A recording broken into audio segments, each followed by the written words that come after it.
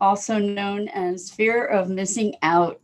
So there's so much in the world for us to be taking advantage of, and the inclination is to want to do it all. And let's just talk about all the dynamics around that and how we can create better sense of calm and peace for ourselves. But before we get started, let's just take a minute or two to settle in and get present. Let's take a deep breath in through your nose and hold it. And imagine clean, crisp oxygen, pure oxygen flowing into your lungs, flooding your bloodstream, nourishing all your cells, all your organs, and bringing vital life energy throughout your body. And as you exhale, exhale any tension, any fatigue, stress, negativity. And now let's take another deep breath in through your nose and hold it. This time, imagine brilliant bright light lighting you up, illuminating you, energizing you, electrifying you from the inside out. And as you exhale, exhale any remaining fatigue, tension, stress, negativity. And now let's just gently press our palms together very softly. Rub your fingers against your palms and allow your fingertips to feel the tickling sensation and feel that tickling and tingling in your palms, and allow yourselves to become present right here, right now. So, welcome, welcome. It's great to be here with you today. Thank you so much for joining me and Maggie. And we are talking. Good morning, Irma. Good to have you here, as always. So, we're talking about fear of missing out. And I think that this notion of something's going to happen and I'm going to miss it, or I want to take advantage of everything, drives behaviors like kind of an addiction to Facebook, having to see what's going on there all the time, or other social media, or even the news. People who are kind of addicted to the news to see what's happening so that they don't miss what's happening in the world, or they don't lose track of what's going on, or people that sign up for every course that comes along, every seminar, every podcast, every webinar, because there's so much available. And I think that what is at the root of that, possibly that behavior, may be a lack of security in ourselves, a lack of like trying to fill ourselves up with things that are external.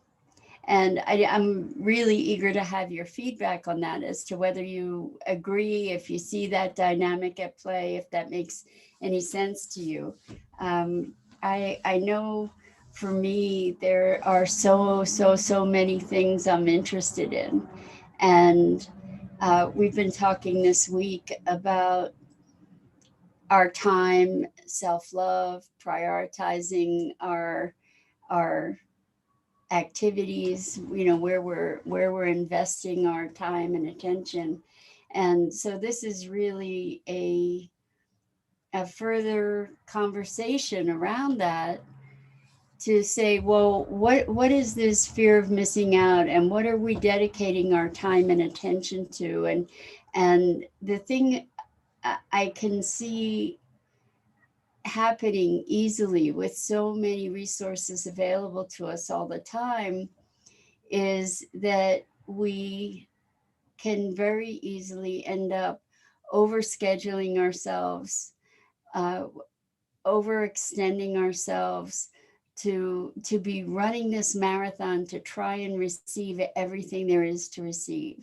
And so Irma says, looking for something to fill me or complete me from the outside, like I would be broken or incomplete. Exactly, Irma. Not trusting my own needs, wants, and wisdom. Exactly. So, it's kind of like looking to an outside authority for our inner direction. We can't, we, good morning, Rosalind. Great. Great to have you here. And Rosalind says, I am.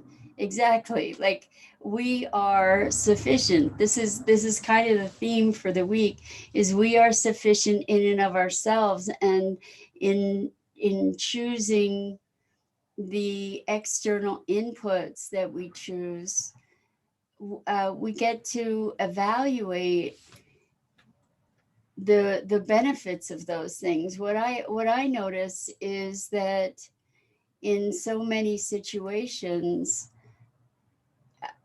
we do look for outside authority or validation.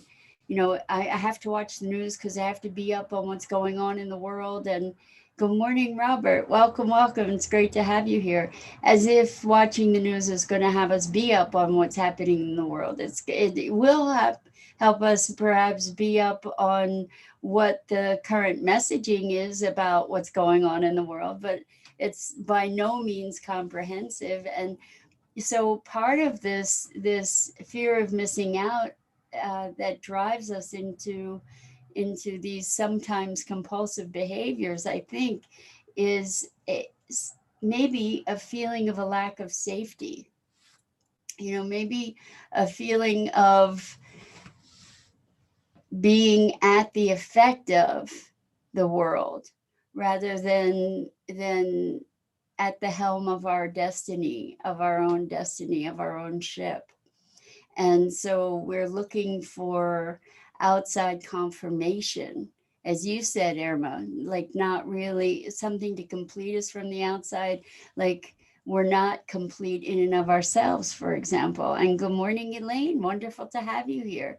So, yeah, we're talking about fear of missing out and how that may generate from a sense of insecurity, a sense of either personal insecurity in terms of self-worth and value, or also in terms of feeling unsafe and believing somehow that more information, more input is going to complete us, make us whole, give us more safety. We'll be able to navigate. If we have more information, we'll be able to navigate better. So Shelley says, this is such an important topic. I didn't think I had FOMO because I don't watch the news or get sucked into Facebook, but I do sign up for all the trainings thinking I'll get something I don't have. Exactly.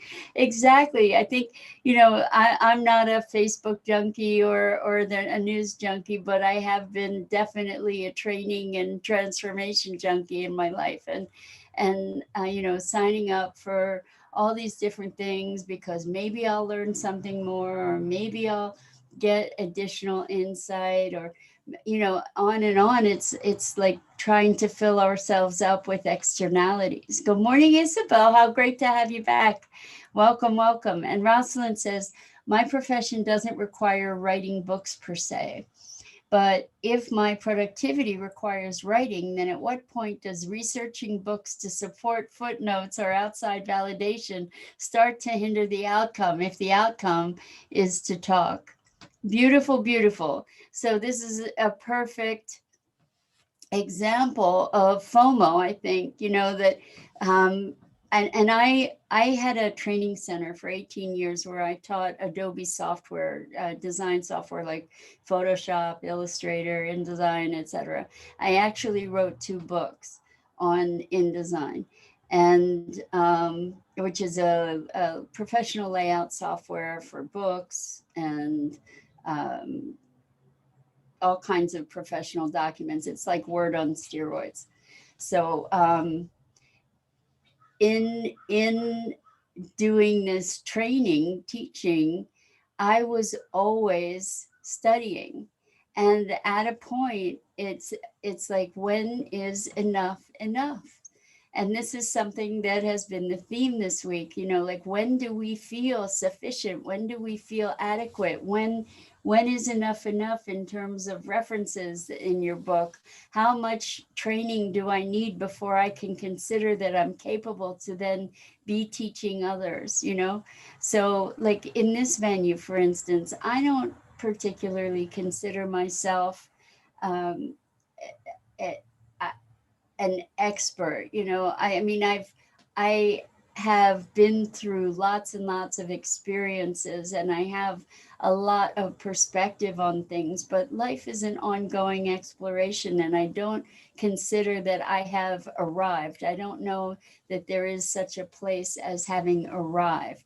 However, I recognize that over time I've gained a greater sense of my own awareness and my sufficiency, my knowing, my capacity to figure things out, so that I don't need to be feeding that fuel so much to find my security in taking more and more courses, because it's not the courses that leads to security.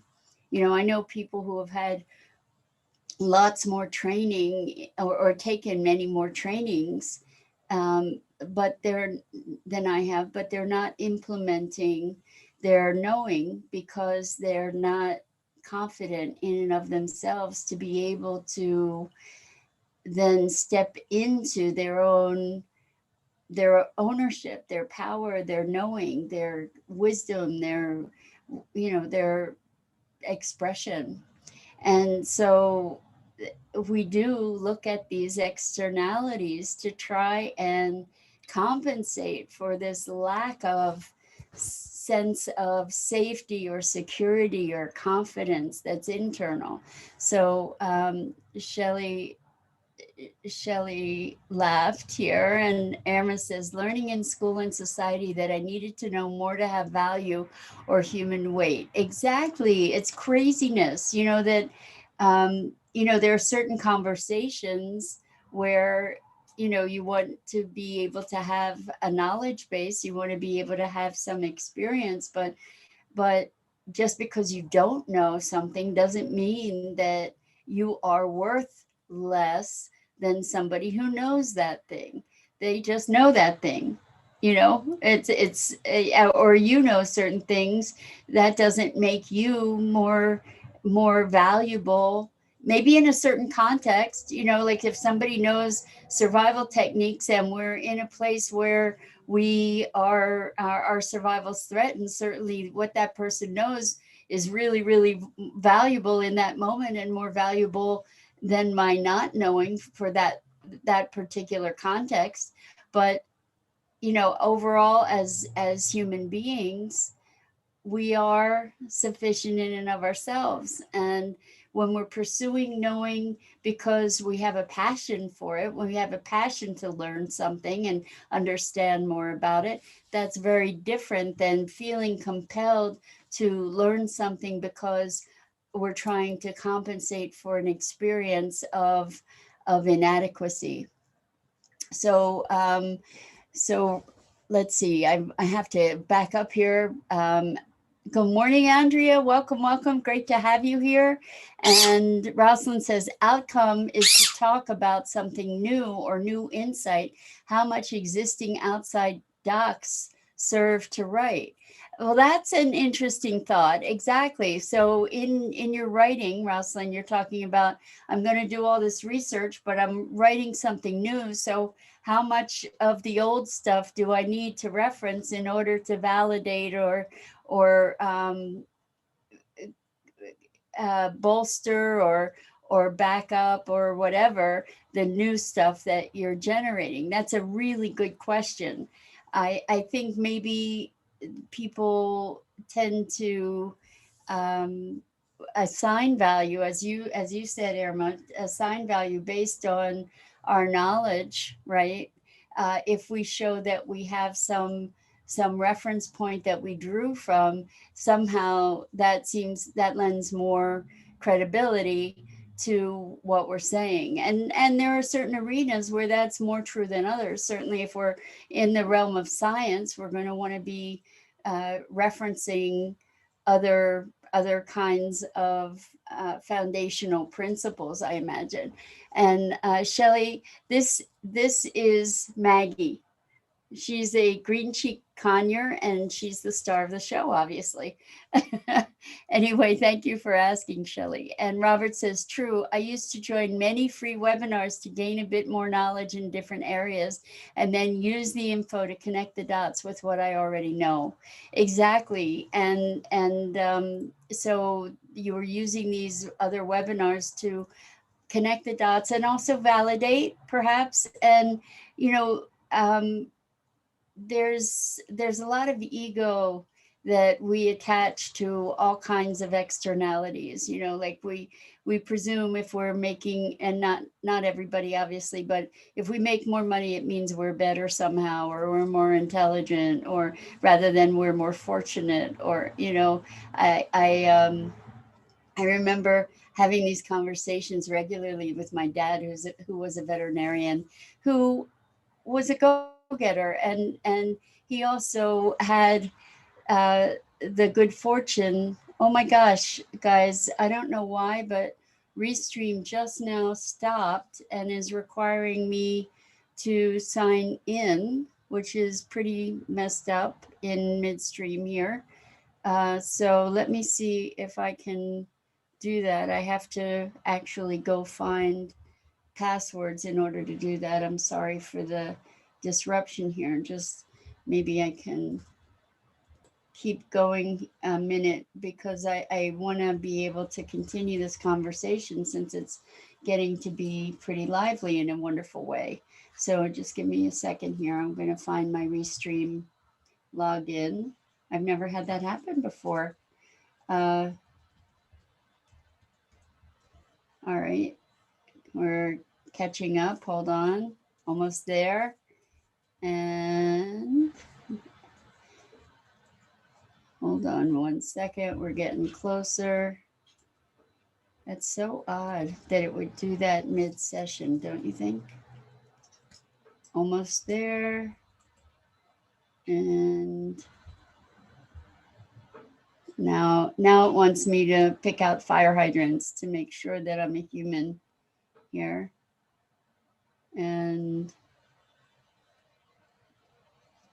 okay, apparently now I need to pick out buses. This is crazy, right? Sorry about that, guys. And it's giving me a really hard time. And there's a bus. Okay. Here we go, loading, and we're back. Sorry about that. We are back. All right. So thanks for your patience. This Restream service is a really cool thing. It allows us to be getting collating comments from a bunch of different venues. So that's pretty cool. But every now and then, technology. So um, let's get back to this notion of fear of missing out. And I think it creates a lot of stress for people. I know that when I was getting trained, because I didn't feel like I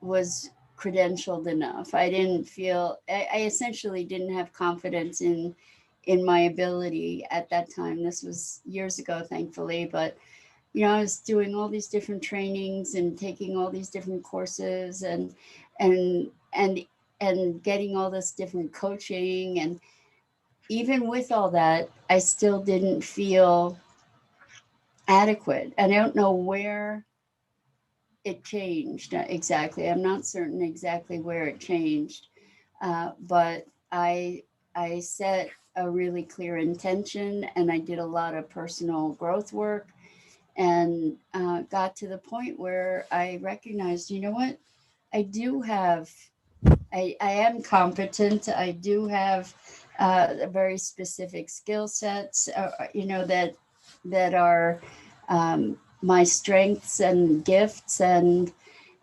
really stepped into ownership for that. And now, there are trainings that I'm interested in. There's so much that I'm interested in. The thing is that there's too much that I'm interested in, and there's no way I can do it all. And so I am much more discerning about where I'm going to put my time and energy, and becoming even more so. And even if I would rather spend 4 hours in a bath than be on two webinars or whatever that are going to teach me something more. There's a point beyond which, I love to learn. I'm always learning. And there's a point beyond which I'm willing to drive myself anymore. And I think that that's an important line for each of us to draw, to say, you know what, the things that I need, the things that are for my highest good are going to come to me, and I'll be able to take advantage of them. And I don't have to stress and push and struggle to consume everything, and so this is tying in with the FOMO thing, with literally a consumer kind of mentality. Why, if we think about consumerism, what is it about? It's like that next shiny thing is going to make me happy, or I attaching beyond the basics, food, shelter, clothing, at least enough to stay warm and safe, etc. But we can take all of those things to extremes, right? Where there's gluttony with food, where there's um, shopaholic syndrome with shopping, and on, even with courses in personal growth and transformation. When we get to a place where we're in alignment, I believe that there is a lesser need um, for external validation, whether it be through things or training or ideas. I'm not saying to be isolationist here. There's certainly a balance. And like I said, I have a perpetual commitment to growth. However, not like a compulsion. So I guess one of the questions we get to look at is, where do we draw the line between compulsion and and passion?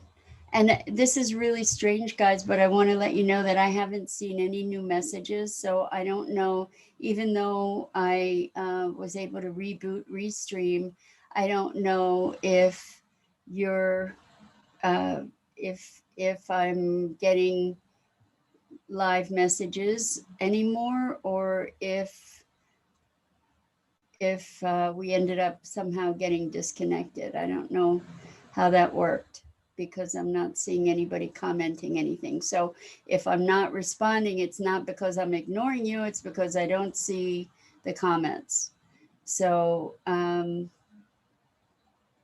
anyway, uh, so I think we get to look at what is our motivation. Like, I know that, for instance, I will sign up for webinars that are things of interest to me that sometimes I know I can't attend because of